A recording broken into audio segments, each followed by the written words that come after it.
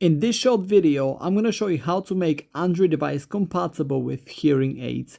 To record this video, I'm using a Samsung S23 Plus, so please keep that in mind as the process for what I'm about to show you might look a little bit different depending on the type of Android device that you have. So the first thing I want you to do is to head over to your settings, and from here I want you to scroll down until we find the accessibility option. In my case, it's right here, so tap on that.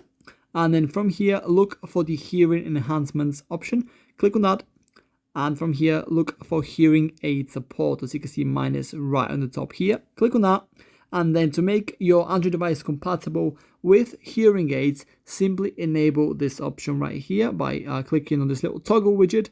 And just like that, your Android device has been made compatible with almost any hearing aid. So as you can see right below here, it says adjust your phone's audio so it works better with hearing aids. That way, whether you watch videos on YouTube or you take phone calls through your Android device, the audio quality will be adjusted so it works better with your hearing aids. And yeah, that's pretty much it. That's how to make Android device compatible with hearing aids. If you have any questions, please let me know down in the comments below and I'll do my best to help you out.